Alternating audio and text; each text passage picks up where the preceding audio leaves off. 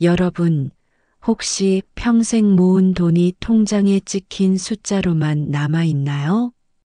저는 58년을 살면서 단 한 번도 제 이름으로 된 집을 가져본 적이 없었어요. 오늘 제가 들려드릴 이야기는 제가 그 사실을 깨달은 순간부터 시작됩니다. 새벽 4시 30분. 알람이 울리기도 전에 눈이 떠졌어요. 20년 동안 똑같은 시간에 일어나다 보니 몸이 알아서 깨더라고요. 좁은 원룸 안, 낡은 싱크대에서 물소리를 최대한 죽이며 세수를 했어요. 옆방 벽이 얇아서 물소리만 나도 민원이 들어오거든요. 거울을 보니 58세 얼굴이 비쳤어요. 주름살이 깊어졌네요. 언제부터였을까요? 거울 볼 때마다 나이 들었다는 생각보다 그래도 아직 일할 수 있다는 안도감부터 드는 게 야간 청소 일을 하러 가는 길. 버스 안에는 저처럼 새벽 일터로 향하는 사람들 뿐이었어요. 모두 고개를 떨구고 졸고 있었죠. 저도 창문에 머리를 기댄 채 눈을 감았어요. 그런데 잠이 오지 않더라고요. 머릿속에는 온통 한 가지 생각뿐이었어요. 1억 2천. 이제 거의 다 모았어. 민호 결혼하면 이 돈으로 전세 얻어주고 나는 조금만 더 일하면 돼. 새벽 5시부터 9시까지 오피스텔 복도를 닦고 계단을 쓸고 엘리베이터를 닦았어요. 허리가 끊어질 것 같았지만 참았어요. 이 일을 20년째 하고 있어요. 남편 돌아가시고 나서 민호 하나 키우려고 시작한 일이었는데 어느새 제 인생 전부가 되어버렸죠. 휴게실에서 잠깐 쉬면서 핸드폰을 봤어요. 통장 앱을 열었죠. 화면을 보며 흡족한 미소가 지어졌어요. 이 돈이면 서울 외곽에 괜찮은 전세 하나는 얻을 수 있을 거예요. 민호가 결혼하면 신혼집 걱정은 안 해도 되겠죠. 그때 옆에서 같이 일하는 언니가 물었어요. 미숙 씨, 그렇게 돈 모아서 뭐 할 건데? 아들 다 컸으면 이제 본인 좀 챙기지. 저는 웃으며 대답했어요. 언니, 민호 곧 결혼할 것 같아요. 이 돈으로 신혼집 마련해 주려고요. 아이고, 그 돈이면 미숙 씨도 작은 집 하나 살 수 있겠네. 왜 아들 주려고 해? 괜찮아요. 민호만 잘 살면 되죠. 나는 여기서 조금만 더 일하면 돼요. 언니가 한숨을 쉬었어요.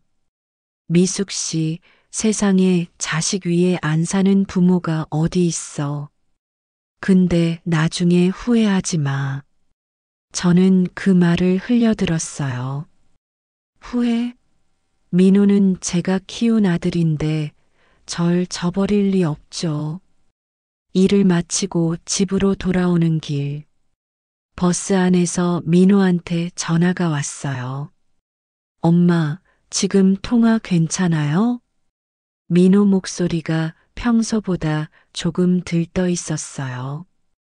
그럼 민호야. 무슨 일이야? 엄마, 저 결혼하기로 했어요. 그 순간 가슴이 철렁 내려앉으면서 동시에 뛰기 시작했어요. 기쁨과 두려움이 한꺼번에 밀려왔죠. 정말? 민호야, 그게 정말이야? 네. 다음 주에 여자친구 데려갈게요. 엄마 뵙고 싶대요. 그래, 그래. 엄마가 맛있는 거 많이 해놓을게. 어떤 음식 좋아하는지 물어봐. 엄마, 너무 부담 갖지 마세요. 그냥 편하게 만나면 돼요. 전화를 끊고 나서 한참을 멍하니 앉아 있었어요. 버스 정류장을 2개나 지나쳤는데도 몰랐죠. 드디어 민호가 결혼을 하는구나. 내가 그토록 바라던 순간이 온 거야. 이제 내가 모은 돈을 쓸 때가 됐어. 집에 돌아와 벽을 바라봤어요. 거기에는 민호 사진이 가득했어요. 초등학교 입학식 사진, 대학 졸업식 사진, 회사 입사 후 찍은 증명사진까지 전부 제가 액자에 넣어서 벽에 걸어 놓은 거예요. 작은 책상 서랍을 열었어요. 그 안에는 20년 동안 모아온 통장들이 차곡차곡 쌓여 있었죠. 적금 통장, 예금 통장, 그리고 손때 묻은 낡은 수첩. 거기에는 매달 얼마씩 모았는지 빼곡하게 적혀 있었어요. 한 줄 한 줄이 전부 제 땀과 눈물이었어요. 그때 민호한테서 또 문자가 왔어요. 엄마, 근데 수진이가 좀 현실적인 편이라서요.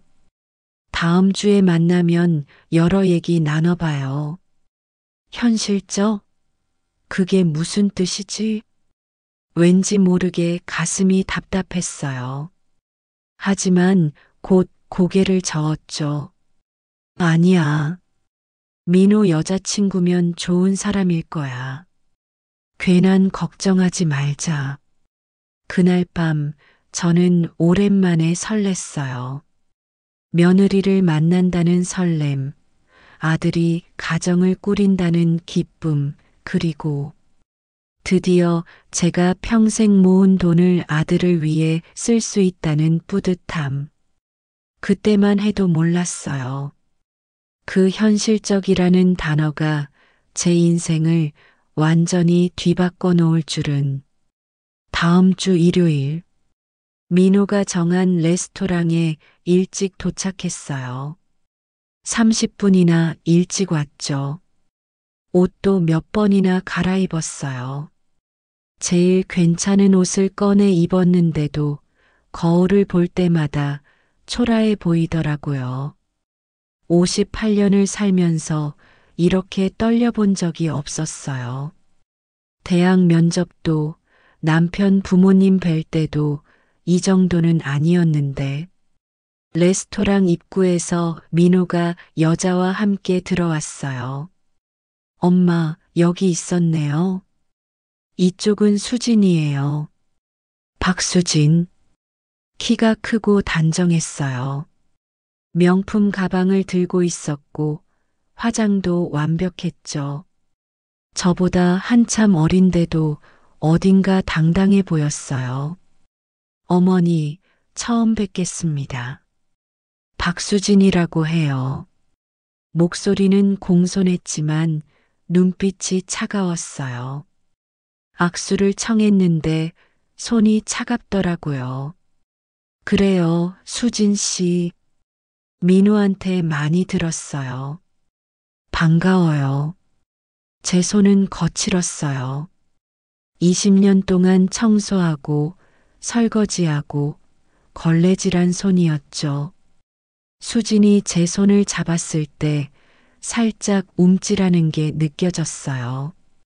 메뉴판을 보는데 가격이 상상을 초월했어요. 파스타 하나에 35,000원. 스테이크는 6만 원이 넘었죠. 엄마, 편하게 시키세요. 제가 낼게요. 민호가 웃으며 말했지만 저는 제일 저렴한 메뉴를 골랐어요. 수지는 스테이크와 와인을 주문했어요. 민호도 같은 걸 시켰고요. 어머니는 평소에 무슨 일 하세요? 수진이 와인을 홀짝이며 물었어요. 청소 일이랑 식당에서 설거지도 하고 그래요. 아, 그러시구나. 힘드시겠어요. 말은 그렇게 했지만 표정에는 연민 같은 게 전혀 없었어요. 오히려 역시 그렇구나 하는 확인의 눈빛이었죠. 괜찮아요. 민호 덕분에 보람 있게 살았어요. 민호가 제 손을 잡았어요. 엄마 고생 많으셨어요. 그때 수진이 화제를 바꿨어요. 어머니, 민호한테 들었는데 저희 신혼집 준비 도와주신다고요? 그럼요. 엄마가 평생 모은 돈이 있어요. 그걸로 전세 얻어주려고요. 수진의 눈이 반짝였어요. 어머니, 정말 감사합니다. 요즘 전세금이 너무 비싸서 저희도 걱정이었거든요. 얼마나 필요해요? 저희가 보는 곳이 1억 2천 정도 하는데 제 통장 잔액과 똑같았어요. 모든 걸 다 주는 거였죠. 괜찮아요. 엄마가 다 준비할 수 있어요. 수진이 민호를 쳐다봤어요. 민호는 고개를 끄덕였죠. 수진이 냅킨으로 입을 닦더니 조심스럽게 말했어요. 어머니, 정말 감사한데요. 혹시 전세 계약할 때 제 명의로 해주실 수 있을까요? 포크를 쥔 제 손이 멈췄어요. 명의요? 네. 요즘 재산 문제로 가족끼리 다투는 경우도 많다고 하잖아요. 나중에 오해 생기는 것보다 처음부터 명확히 해두는 게 서로 편할 것 같아서요. 가슴이 철렁 내려앉았어요. 수진 씨, 그게 무슨... 어머니, 오해하지 마세요. 어머니를 못 믿어서가 아니라 요즘 다들 그렇게 한대요. 제 친구들도 다 그랬거든요. 민호를 봤어요. 민호는 제 눈을 피하더라고요. 민호야, 너는 어떻게 생각해? 엄마, 수진이 말도 일리가 있어요. 요즘은 다 투명하게 하잖아요. 그 순간 목구멍에 뭔가 걸린 것 같았어요. 내 아들이 내 편이 아니구나. 식사를 마치고 혼자 버스를 탔어요. 민호는 수진을 집까지 바래다 준다며 택시를 탔죠. 창밖으로 빗방울이 떨어지기 시작했어요. 핸드폰을 꺼내서 통장을 또 봤어요. 이 숫자 하나하나가 전부 제 땀이었어요. 새벽 4시에 일어나서 무릎 꿇고 걸레질하고 허리 아픈 걸 참으면서 모은 돈이었죠. 그런데 그게 며느리 명의가 된다고요? 그 돈으로 집을 얻으면 그 집 주인은 며느리가 되는 거잖아요. 그럼 나는 뭐죠? 그냥 돈 준 사람? 집에 돌아와서 지갑을 열었어요. 그 안에 접힌 종이 한 장이 있었죠. 조심스럽게 펼쳤어요. 민호가 7살 때 그린 그림이었어요. 크레파스로 삐뚤빼뚤하게 쓴 글씨. 엄마 사랑해요. 그 밑에는 엄마와 민호가 손잡고 있는 그림. 20년 동안 제 지갑 속에 있던 그림이었어요. 눈물이 났어요. 민호야, 엄마는 너 하나 믿고 살았는데. 그때 민호한테서 문자가 왔어요. 엄마, 오늘 수진이가 좀 직설적으로 말해서 놀라셨죠? 근데 수진이 말이 틀린 건 아니잖아요. 엄마도 이해해 주세요. 수진이도 나름 신경 써서 한 말이에요. 핸드폰을 꽉 쥐었어요. 이해? 뭘 이해하라는 거니? 한참을 울고 있는데 친구 경희한테서 전화가 왔어요. 순이야, 며느리 만났어? 어땠어? 경희야. 목이 메어서 말이 안 나왔어요. 왜? 무슨 일 있었어? 전세금, 며느리 명의로 하자는데. 전화기 너머로 경희가 한숨 쉬는 소리가 들렸어요. 순이야, 그거 하지 마. 그 돈은 내 돈이야. 내 명의로 집 사. 그럼 민호가 실망하잖아. 민호는 이미 널 실망시켰잖아. 경희의 목소리가 단호했어요.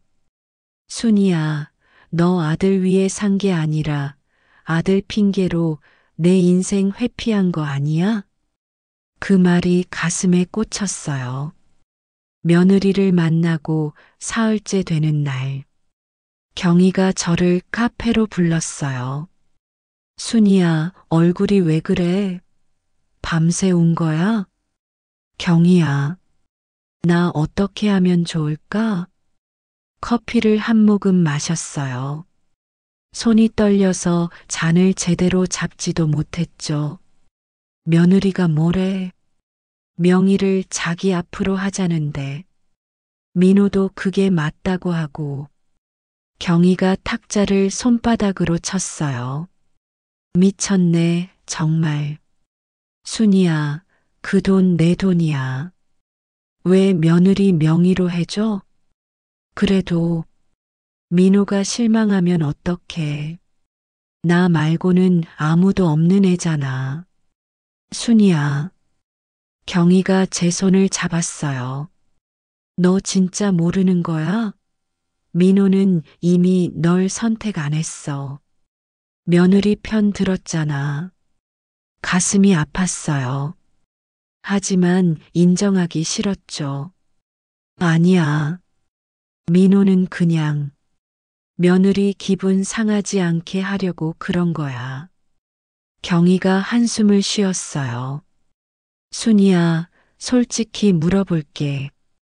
그 돈으로 내 명의로 집 사면 안 돼? 작은 집이라도. 그럼 민호는 대기업 다니잖아. 며느리도 회계사고. 둘이 벌면 전세금 모을 수 있어. 근데 너는 58살에 청소일 언제까지 할 건데? 그 순간 처음으로 생각해 봤어요. 내 명의로 된 집이라는 게 뭔지. 카페를 나와 집으로 가는 길. 부동산 중개소 앞을 지나치게 됐어요. 유리창에 붙은 매물 사진들이 보였어요. 원룸, 보증금 3천월 35만 원. 투룸, 전세 7천만 원. 소형 아파트, 매매 1억. 발걸음이 멈췄어요.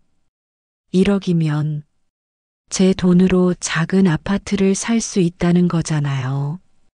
제 이름으로. 강미숙. 내 이름이 등기부등본에 적히는 거예요. 58년 만에 처음으로. 그때 부동산 아저씨가 나와서 물었어요. 어머니, 집 찾으세요? 아, 아니에요. 그냥 도망치듯 자리를 떴어요. 왜 그랬을까요? 제 명의로 집을 산다는 게 마치 민호를 배신하는 것 같았거든요. 집에 도착하자마자 민호한테서 전화가 왔어요. 엄마, 집 봤어요.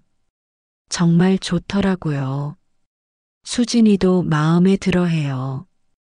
그래. 그럼 다행이네. 엄마, 근데 계약금을 이번 주까지 넣어야 한대요. 괜찮으시죠? 이번 주까지. 결정할 시간이 며칠 남지 않았어요. 민호야, 엄마가 물어볼 게 있는데. 네, 엄마. 뭔데요? 명의를 꼭 수진 씨 이름으로 해야 해? 전화기 너머로 침묵이 흘렀어요. 엄마, 우리 이 얘기 또 해요? 수진이가 섭섭해하면 어떡해요? 그럼 엄마 마음은? 엄마, 솔직히 요즘 다 그렇게 해요. 재산 문제 명확히 하는 게 서로한테 좋잖아요. 목이 메었어요. 민호야. 그럼 나중에 엄마가 아프면 그 집에서 같이 살 수 있는 거니? 엄마, 그건 그때 가서 얘기해요.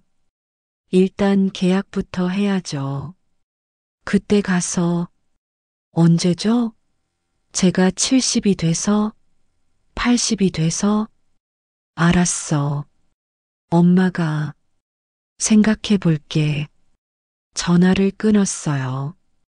서랍에서 통장들을 꺼냈어요. 하나하나 펼쳐보니 지난 20년이 보이더라고요.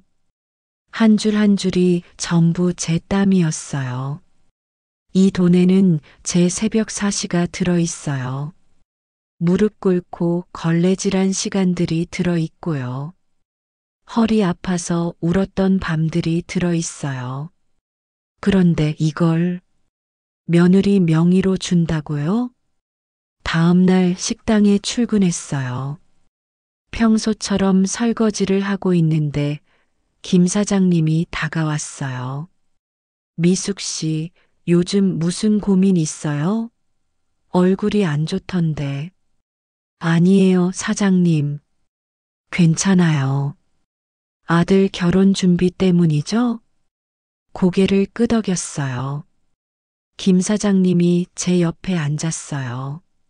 미숙 씨, 내가 한 가지만 물어볼게요.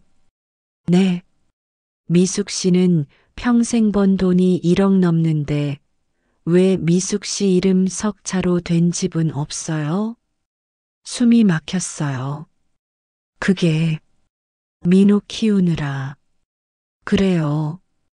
아들 키우느라. 근데 이제 아들 다 컸잖아요. 결혼까지 하는데. 이제는 미숙 씨가 미숙 씨를 위해 살아야 하는 거 아니에요? 근데 사장님, 그럼 민호는 어떡해요? 김 사장님이 한숨을 쉬었어요. 미숙 씨, 사람은 자기가 아프기 전까지는 안 변해요. 특히 가족은요. 미숙 씨가 건강할 때는 아무도 고마워하지 않아요. 근데 미숙 씨가 아파서 짐이 되면 그땐 이미 늦어요. 가슴이 철렁 내려앉았어요. 그날 밤, 창밖에 비가 내렸어요. 지갑에서 민호가 그린 그림을 꺼냈어요. 엄마 사랑해요. 7살 민호의 삐뚤빼뚤한 글씨. 눈물이 났어요. 민호야, 엄마는 내가 이렇게 잘할 줄 몰랐어. 엄마 돈을 며느리 명의로 달라고 하는 어른이 될 줄은. 핸드폰을 들었어요. 민호에게 문자를 보냈어요. 민호야, 엄마가 전세금 줄게. 계약 진행해. 수진 씨 명의로 해도 괜찮아. 보내기 버튼을 누르는 순간 뭔가 제 안에서 딱 소리 내며 부러지는 게 느껴졌어요. 아마 기대였을 거예요. 민호가 금방 답장했어요. 엄마 감사해요. 사랑해요. 사랑해요. 그 말이 이렇게 가볍게 느껴진 건 처음이었어요. 계약 당일, 민호가 정한 부동산 중개소 앞에서 만났어요. 민호와 수진이 먼저 와 있더라고요. 수진은 명품 가방을 들고 환하게 웃고 있었어요. 어머니, 오셨어요? 오늘 날씨 참 좋죠? 그래요.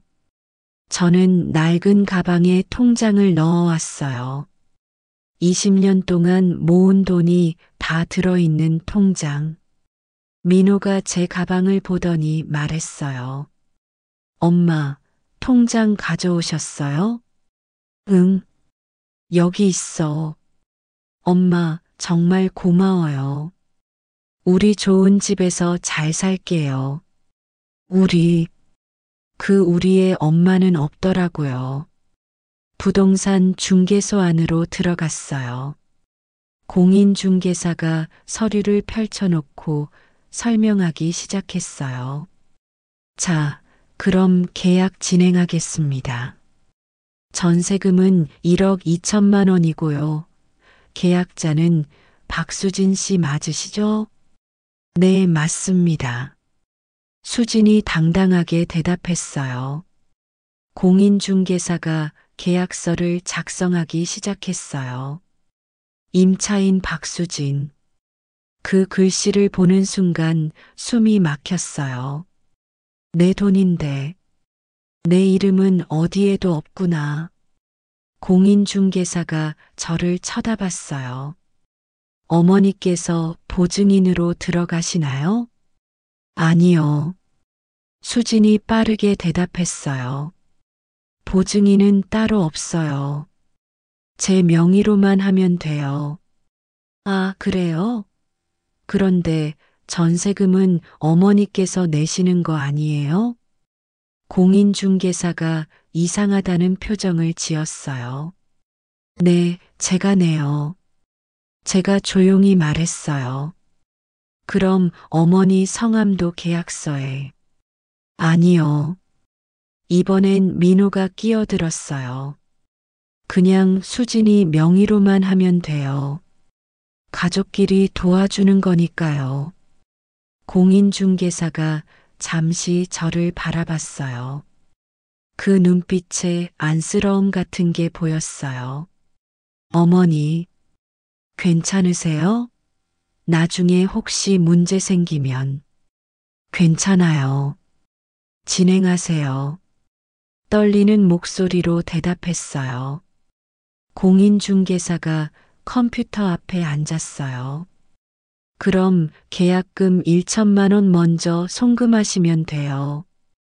저는 통장을 꺼냈어요. 손이 떨려서 통장을 제대로 잡지도 못했어요. 비밀번호 입력해 주세요. 비밀번호를 눌렀어요. 0-3-2-5. 민호 생일이었어요. 1천만 원이 빠져나갔어요. 수진이 핸드폰을 확인하더니 환하게 웃었어요. 들어왔어요. 마치 복권에 당첨된 사람처럼 기뻐하더라고요. 내 20년이 1초 만에 며느리 통장으로 들어갔어요. 그렇게 간단히. 계약금 송금을 마치고 중개사가 서류를 정리했어요. 잔금은 2주 후에 치르시면 되고요. 그때 나머지 1억 1천만 원 입금하시면 열세 받으실 수 있어요. 네, 알겠습니다. 수진이 대답했어요. 마치 자기 돈인 것처럼. 그때 중개사가 조심스럽게 물었어요. 어머니, 혹시 나중에 이 집에서 함께 거주하실 계획이세요? 아, 제가 대답하려는데 수진이 먼저 말했어요. 저희 신혼집이라서요.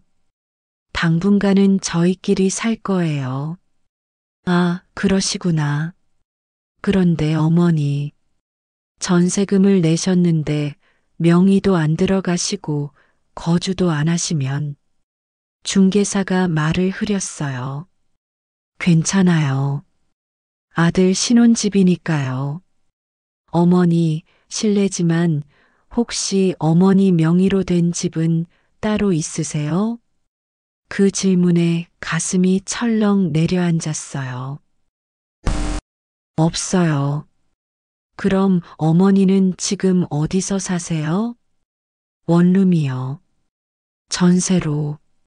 중개사가 한숨을 쉬었어요. 어머니, 이거 다시 한번 생각해 보세요. 1억 2천이면 어머니 명의로 작은 집 하나 사실 수 있어요. 왜 며느리 명의로? 괜찮다니까요. 제가 처음으로 목소리를 높였어요. 민호가 놀란 표정으로 저를 봤어요. 엄마, 미안해. 엄마가 괜찮아. 계약 그냥 진행해요. 계약을 마치고 민호 차에 탔어요. 수지는 조수석에 앉아서 핸드폰만 보고 있었어요. 어머니, 오늘 정말 감사했어요. 저희 평생 잊지 않을게요. 평생? 그 말이 얼마나 가벼운지. 민호가 백미러로 저를 봤어요. 엄마, 우리 집 들일 때 꼭 오세요. 맛있는 거 많이 해놓을게요. 응. 엄마, 근데 2주 후에 잔금날 같이 가실 수 있으시죠?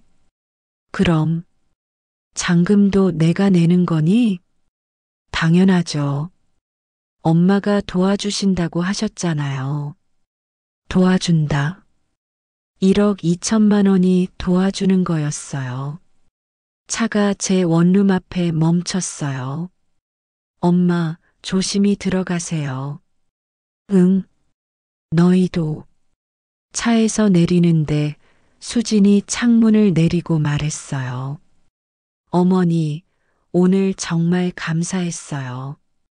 어머니 덕분에 저희가 좋은 집에서 새 출발할 수 있게 됐어요. 새 출발. 그래요. 저희가 아니라 저희만의 새 출발. 차가 떠나는 걸 보면서 생각했어요. 나는 뭐지? 단순히 돈 주는 사람? ATM? 집에 들어왔어요. 좁은 원룸. 낡은 가구들. 책상 위에 놓인 통장을 봤어요. 2주 후면 이것도 다 없어져요. 그럼 저한테 남는 건 아무것도 없어요. 집도 없고, 이름도 없고, 자리도 없어요. 그때 친구 경희한테서 전화가 왔어요. 순이야, 계약했어? 응, 했어. 명의는? 며느리. 전화기 너머로 긴 한숨이 들렸어요. 순이야, 너 진짜 후회할 거야. 이미 했어. 돌이킬 수 없어. 아직 계약금만 넣었잖아. 포기할 수 있어. 안 돼. 민호가 실망해. 순이야, 민호는 이미 널 실망시켰어. 전화를 끊었어요. 거울을 봤어요. 58세 제 얼굴이 보였어요. 나는 누구지? 강미숙? 민호 엄마? 아니면 그냥 돈 주는 사람? 2주 후 잔금을 치르는 날이었어요. 부동산 중개소에서 마지막 송금을 했어요. 20년이 한순간에 사라졌어요. 통장에 남은 건 347만 원. 수진이 열쇠 2개를 받아들었어요. 우와, 드디어 받았다? 마치 자기 돈으로 산 집인 것처럼 기뻐하더라고요. 민호가 저를 안았어요. 엄마, 정말 고마워요. 평생 잊지 않을게요. 평생 잊지 않겠다고요. 그런데 왜 그 집에는 엄마 방이 없는 거죠? 잔금을 치른 후 석 달이 지났어요. 그동안 민호한테서 연락은 거의 없었어요. 입주 잘했다는 문자 하나, 집들이는 나중에 하자는 말 하나. 그게 전부였죠. 어느 날 아침 민호한테서 전화가 왔어요. 엄마, 지금 시간 괜찮아요? 그럼 민호야. 무슨 일이야? 엄마, 좋은 소식이 있어요. 가슴이 두근거렸어요. 수진이가 임신했어요. 그 순간 눈물이 났어요. 정말? 민호야, 정말이야? 네, 8주 됐대요. 내년 봄에 태어날 것 같아요. 아이고, 우리 민호가 아빠가 되는구나. 손이 떨렸어요. 기쁨과 설렘으로. 엄마, 나중에 엄마한테 손자 보여드릴게요. 그래. 엄마가 잘 도와줄게. 수진이 몸조리도 하고. 엄마, 그건 나중에 얘기해요. 일단 안정이 제일 중요하니까. 전화를 끊고 한참을 울었어요. 손자, 내 손자가 생기는구나. 이제 내가 정말 할머니가 되는구나. 저녁 무렵 제가 먼저 수진한테 전화했어요. 수진 씨, 축하해요. 몸은 괜찮아요? 네, 어머니. 괜찮아요. 목소리가 평소보다 더 차가웠어요. 입덧은 어때요? 죽 끓여줄까? 엄마가 가서 아니요, 괜찮아요. 그래도 임신 초기라 조심해야 하잖아. 엄마가 가서 집안일 도와줄게. 그때 수진이 확실하게 말했어요. 어머니, 저희는 산후도우미 쓸 거예요. 산후도우미, 그게 무슨, 요즘 다들 그렇게 하더라고요. 전문가한테 맡기는 게 서로한테 편하잖아요. 가슴이 철렁했어요. 수진 씨, 그래도 엄마가 손자 봐주면. 어머니, 오해하지 마세요. 어머니 도움이 필요 없다는 게 아니라 저희는 전문적인 케어가 필요해서요. 전문적인 케어. 엄마는 전문가가 아니라는 뜻이었죠. 1시간 후 민호한테서 다시 전화가 왔어요. 엄마, 수진이한테 전화했어요? 목소리가 조심스러웠어요. 응, 축하한다고 전화했지. 엄마, 수진이가 좀 예민해져서 그래요. 임신하면 그렇다잖아요. 민호야, 엄마가 가서 도와주면 안 될까? 엄마, 민호가 한숨을 쉬었어요. 당분간은 저희끼리 지내는 게 좋을 것 같아요. 당분간? 네. 수진이 태교에도 집중해야 하고 엄마 오시면 좀 불편할 것 같대요. 불편하다? 제가 불편하다고요. 민호야, 그 집 엄마 돈으로 산 거 알지? 알죠. 근데 엄마, 그거랑 이거랑은 다른 문제잖아요. 뭐가 달라? 엄마 돈으로 산 집인데 엄마는 왜 못 가? 엄마 명의가 수진이잖아요. 그리고 신혼집이니까. 신혼집? 벌써 결혼한 지 6개월이 넘었는데 목소리가 떨렸어요. 엄마, 제발 이해해 주세요. 저도 힘들어요. 너는 힘들어? 엄마는? 엄마, 너는 이제 수진이 편만 들 거니? 엄마, 수진이 제 아내예요. 아내 편 드는 게 당연하잖아요.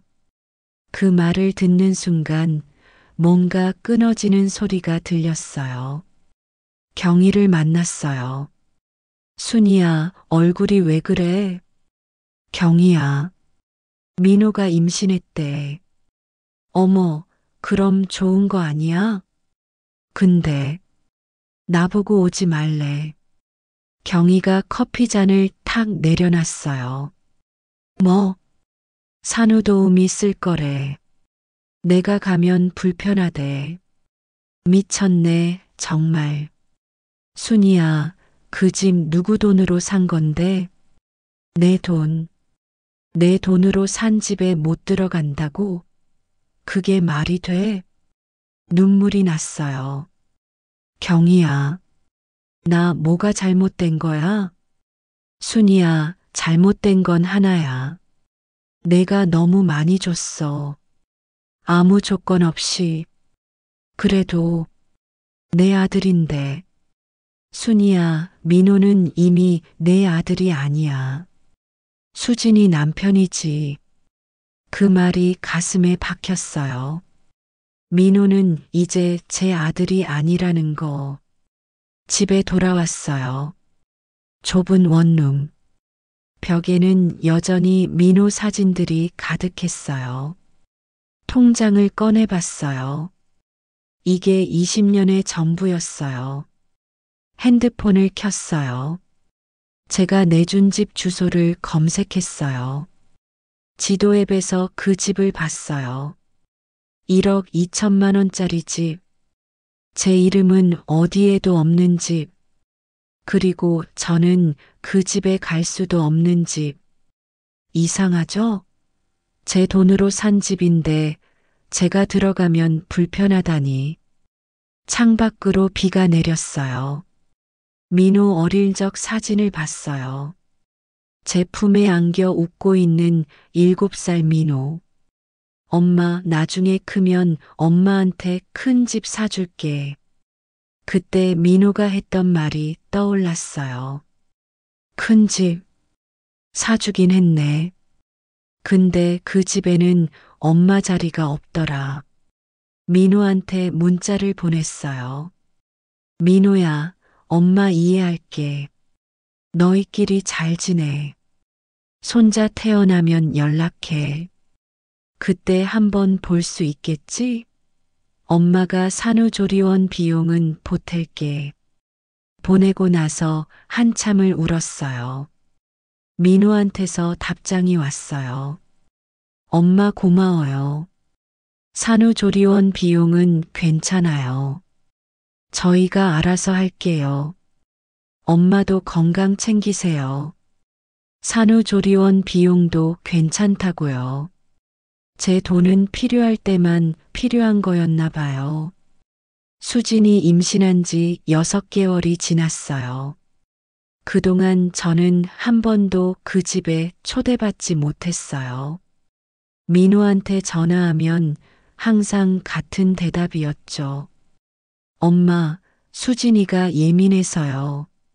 조금만 기다려주세요. 조금만. 항상 조금만이었어요. 어느 날 민호한테서 먼저 전화가 왔어요. 엄마, 수진이 친정엄마가 오시기로 했어요. 친정엄마? 언제? 다음 주부터요. 출산 준비 도와주시려고. 가슴이 철렁했어요. 그럼 엄마는? 엄마는 나중에 뵙는 게 좋을 것 같아요. 집이 좁아서. 좁아? 32평이 좁아? 엄마, 친정엄마랑 수진이랑 저랑 있으면 진짜 좁아요. 32평? 제 평생 저축으로 산 집이 친정엄마한테는 넓고 시어머니한테는 좁다고요.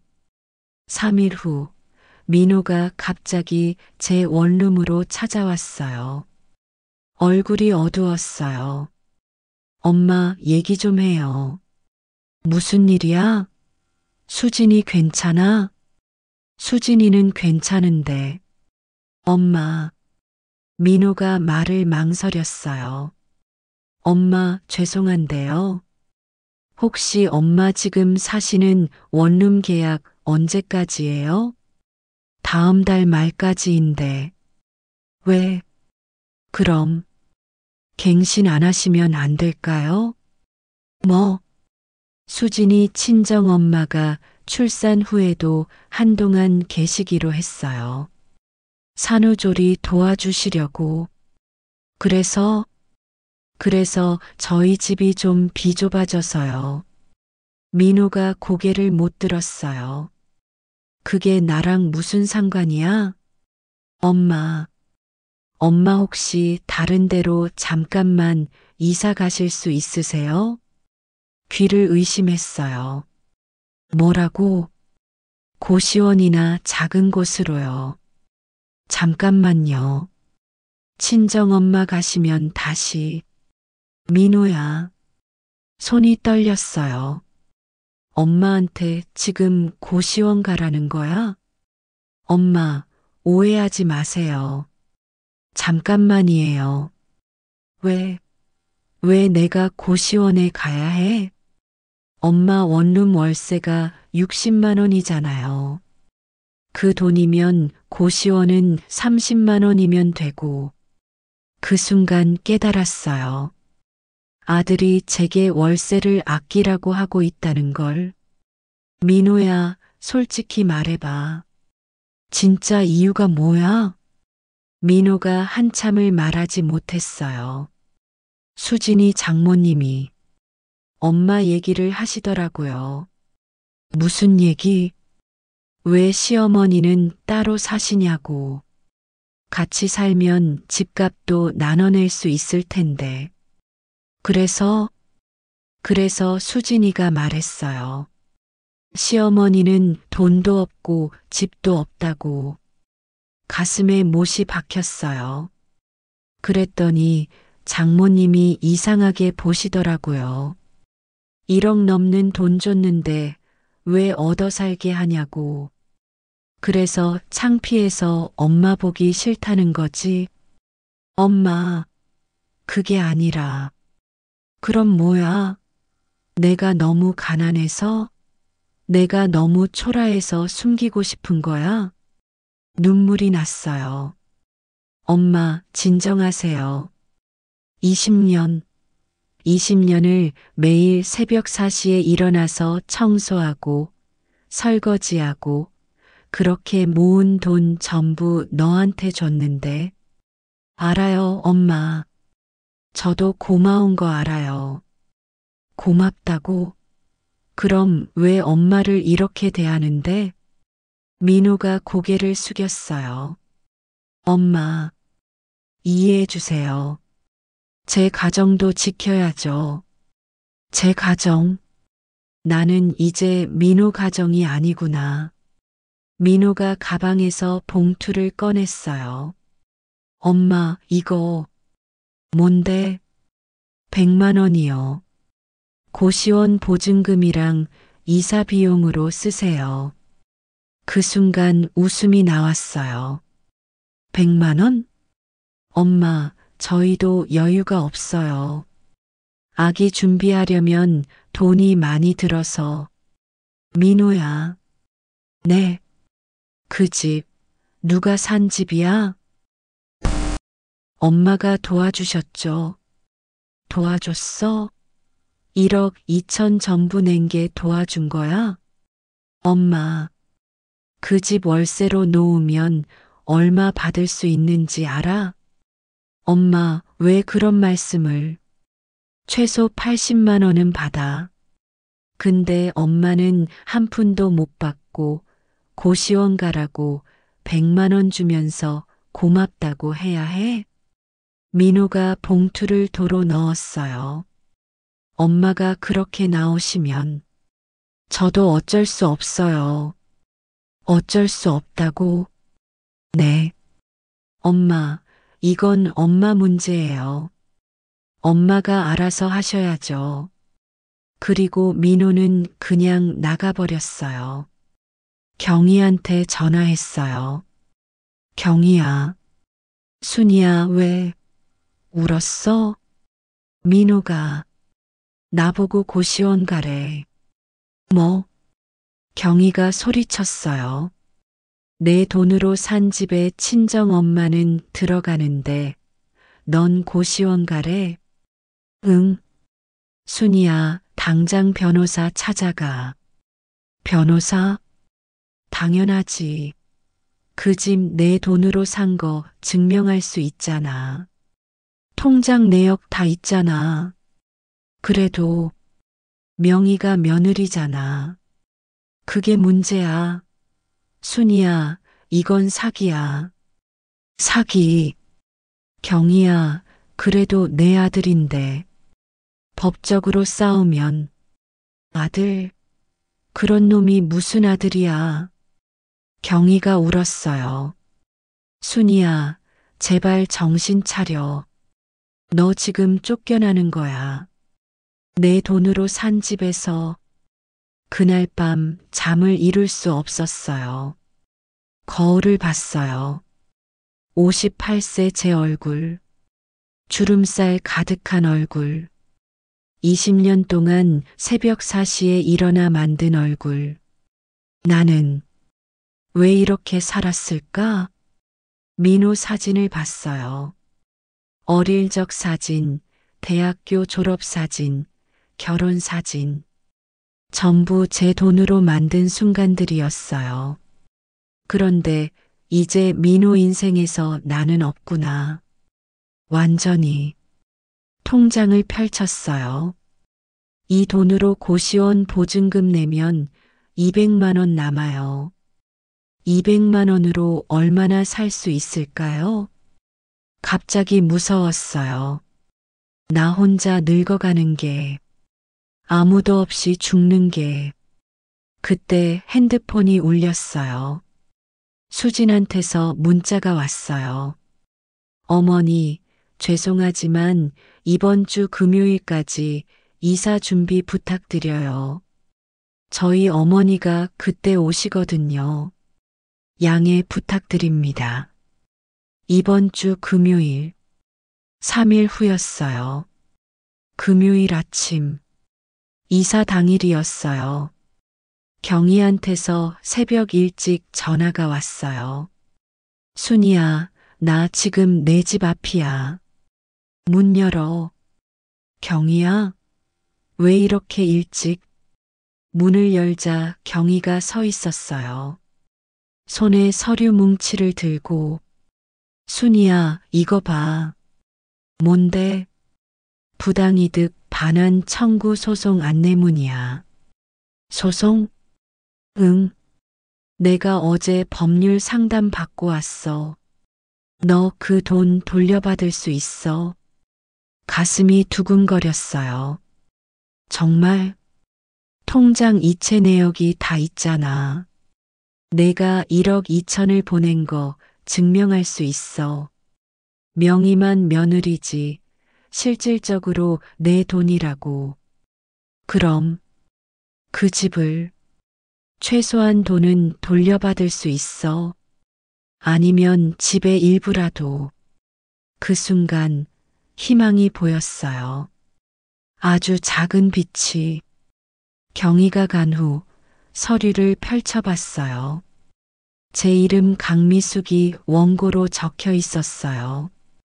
피고는 박수진, 강민호. 제 아들 이름이 피고석에 있었어요. 손이 떨렸어요. 법적으로 싸우면 민호는 날 어떻게 볼까? 아들과 법정에서 싸우는 엄마. 그때 민호한테서 문자가 왔어요. 엄마, 오늘 이사 다 하셨어요? 저희 장모님이 저녁에 오시거든요. 늦어도 5시까지는 부탁드려요. 5시까지. 마치 세입자한테 통보하는 것 같았어요.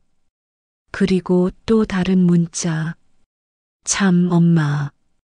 열쇠 있으시죠? 그거 저희 집 우편함에 넣어주세요. 열쇠. 제 돈으로 산 집 열쇠를 우편함에 넣으라고요. 그 순간 뭔가가 딱 소리를 내며 부서졌어요. 아마 미련이었을 거예요. 소송 서류에 사인했어요. 원고 강미숙, 피고 박수진, 강민호. 펜을 잡은 손이 떨렸지만 글씨는 또렷했어요. 그리고 민호한테 문자를 보냈어요. 민호야, 엄마가 소송 걸었어. 1억 2천 돌려받을 거야. 변호사 통해서 연락 받을 거야. 미안하지만 엄마도 살아야 해. 보내기 버튼을 누르는 순간 58년 만에 처음으로 나를 선택한 기분이었어요. 5분도 안 돼서 민호한테서 전화가 왔어요. 엄마, 이게 무슨 짓이에요? 민호가 소리를 질렀어요. 무슨 짓이라니? 소송이요. 엄마가 저한테 소송을 걸어요? 응. 엄마 돈 돌려받으려고.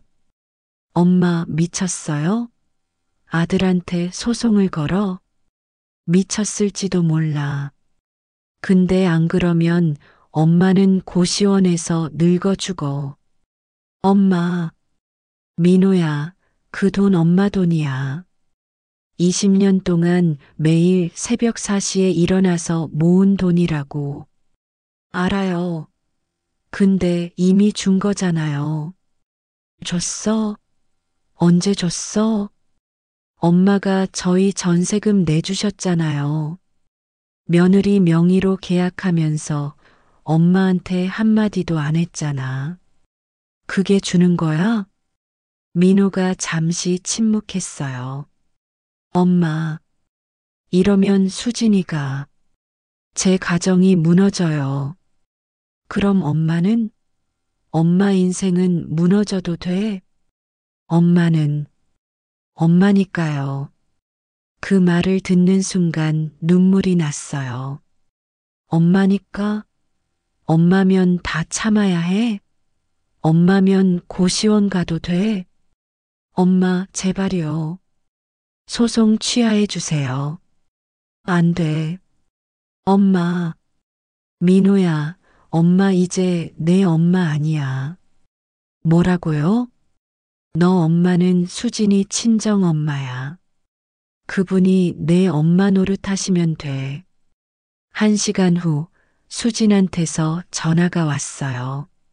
어머니, 목소리가 얼음장같이 차가웠어요. 어머니, 소송 취하하시죠. 안 해. 그럼 어머니도 각오하셔야 할 거예요. 무슨 각오? 손자 평생 못 보실 각오요. 가슴이 철렁했어요. 뭐라고?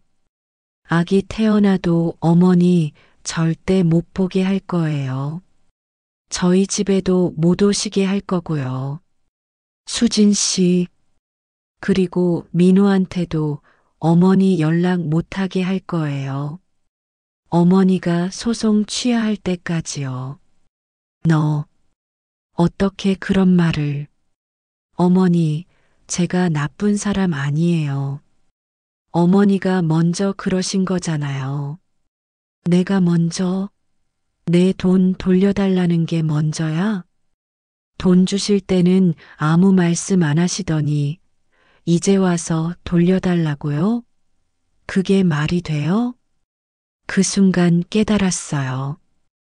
이 사람은 처음부터 제 돈만 노렸다는 걸. 전화를 끊고 짐을 쌌어요. 박스 3개. 58년 인생이 박스 3개였어요. 마지막으로 벽에 붙은 민호 사진들을 떼어냈어요. 초등학교 입학 사진, 중학교 졸업 사진, 대학 합격 사진, 결혼 사진, 전부 액자에서 빼서 쓰레기 봉투에 넣었어요. 이제 필요 없어. 이 사진들. 그리고 하나만 남겼어요. 민호가 7살 때 그린 그림. 엄마 사랑해요. 이것도 찢으려다가 멈췄어요. 이건 그때의 민호가 그린 거니까. 지금의 민호가 아니니까. 경희가 차를 가지고 왔어요. 순이야, 다 실었어? 응. 이게 다야. 고시원 안 가. 우리 집에서 지내. 경희야. 아니면 내가 알아본 곳이 있어. 1억 정도면 작은 아파트 살 수 있어. 1억은 소송에서 이겨야 받을 수 있잖아. 이길 거야. 증거가 다 있잖아. 차에 타면서 뒤를 돌아봤어요. 8년 동안 살았던 원룸. 좁았지만 제 공간이었어요. 그런데 이제 이것마저 없어졌네요. 경희야. 응? 나 잘한 거 맞지? 경희가 제 손을 꽉 잡았어요. 당연하지. 넌 58년 만에 처음으로 너를 선택한 거야. 차가 출발했어요. 그래, 나를 선택했어. 처음으로. 차를 타고 가는데 민호한테서 마지막 문자가 왔어요. 엄마, 소송 진행하시면 엄마 아들 없는 줄 아세요. 손자도 못 보실 거고요. 선택하세요. 돈이냐 아들이냐. 손이 떨렸어요. 하지만 저는 답장했어요. 민호야, 엄마는 너를 선택했어. 58년 동안. 근데 너는 엄마를 한 번이라도 선택한 적 있니? 이제는 엄마가 엄마를 선택할게. 보내고 핸드폰을 껐어요. 6개월이 지났어요. 법원에서 판결이 났어요. 경희가 제 손을 꽉 잡고 있었죠. 판사가 판결문을 읽었어요. 피고 박수진, 강민호는 연대하여 원고 강미숙에게 1억 2천만 원 및 이에 대한 지연 이자를 지급하라. 원고 승소. 그 순간 눈물이 났어요. 이겼어. 경희야, 내가 이겼어. 그럼 당연히 이기지. 내 돈인데. 법정을 나오는데 복도에 민호가 서 있었어요. 수지는 보이지 않았어요. 민호의 얼굴은 창백했어요. 엄마, 저는 그냥 지나쳤어요. 미안하지만 이제 난 내 엄마 아니야. 그게 마지막이었어요. 민호를 본 게. 판결문을 받고 한 달 후 민호와 수진이 1억 2천만 원을 송금했어요. 그리고 저는 처음으로 제 이름으로 집을 샀어요. 부동산 중개소에서 계약서를 작성했어요. 할머니, 매수인 성함이 강미숙이요. 주민등록번호는 주민등록번호를 불렀어요. 그리고 계약서에 제 이름을 썼어요. 매수인 강미숙. 58년 만에 처음으로 제 이름이 집 계약서에 적혔어요. 손이 떨렸지만 이번엔 기쁨으로 떨렸어요. 할머니, 축하드려요. 이제 이 집 주인이세요. 네, 제 집이에요. 진짜 제 집. 눈물이 났어요. 58년을 살면서 처음으로 내 집이라는 말을 할 수 있게 됐어요. 집주인이 열쇠를 건네줬어요. 어르신, 잘 사세요. 좋은 집이에요. 열쇠를 받아들었어요.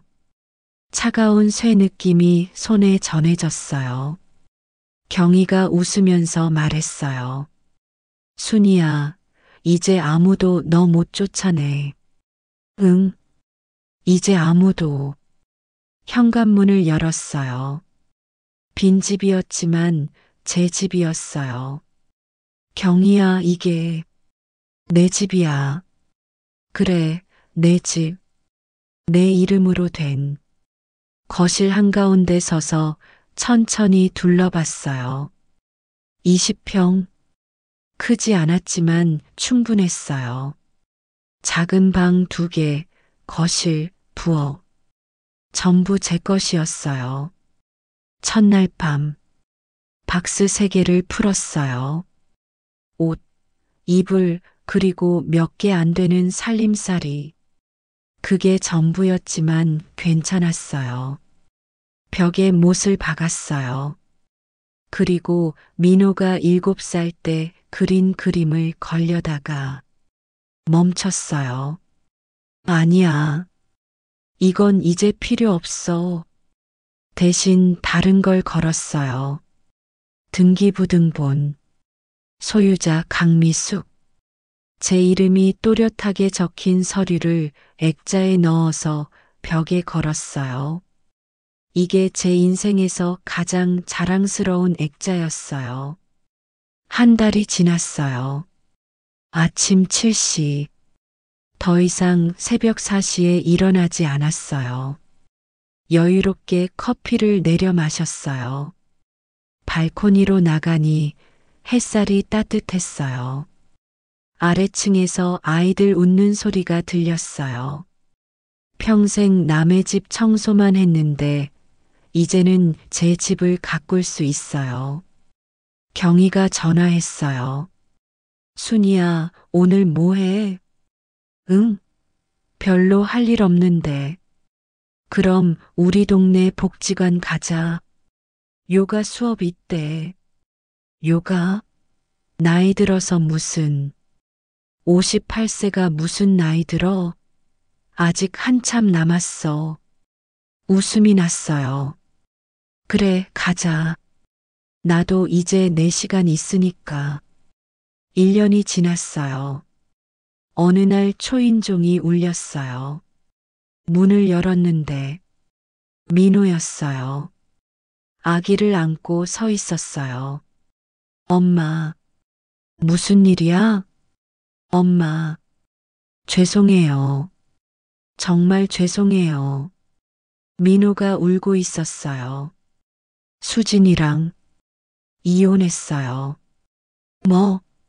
수진이가 다른 남자 만났대요.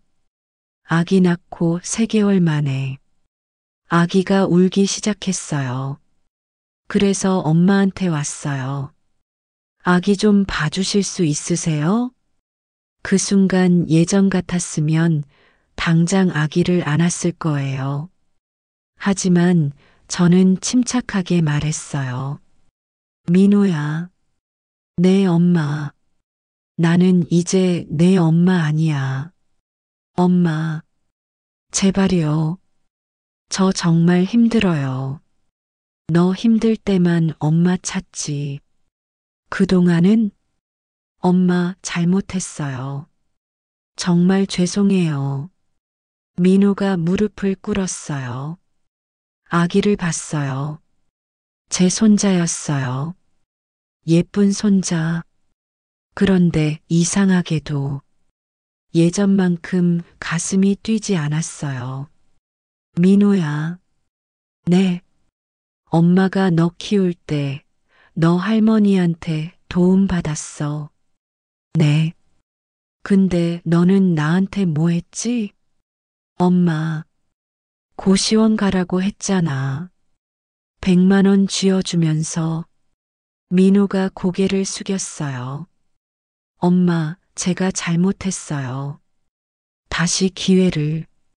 기회? 저는 천천히 말했어요. 민호야, 엄마는 이제 내 인생 살 거야. 엄마, 너도 내 아들 내가 키워. 내가 책임져.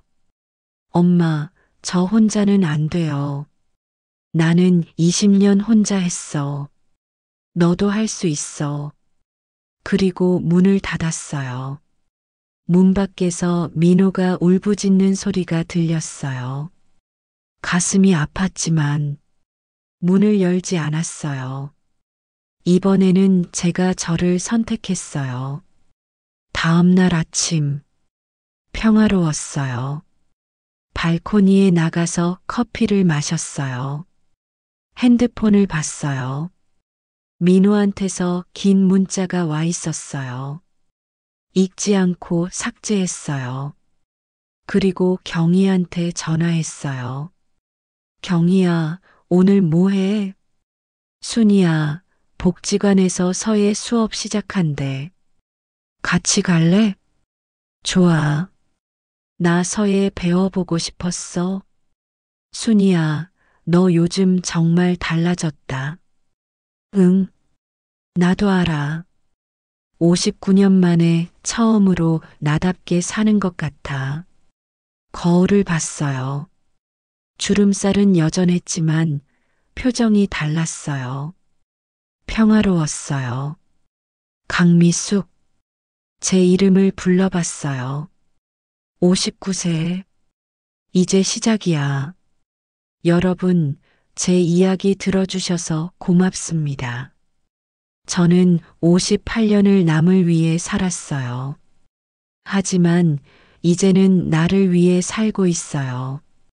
늦었다고 생각하세요? 아니에요. 지금이 제 인생의 진짜 시작이에요. 여러분도 용기 내세요. 나이는 숫자일 뿐이에요. 중요한 건 내가 나답게 사는 거예요. 제 이름으로 된 집에서 제가 원하는 삶을 살면서 저는 처음으로 행복합니다. 구독과 좋아요 잊지 마세요. 여러분의 작은 관심이 또 다른 누군가에게 용기가 될 수 있어요. 강미숙 59세. 제 인생은 이제부터입니다.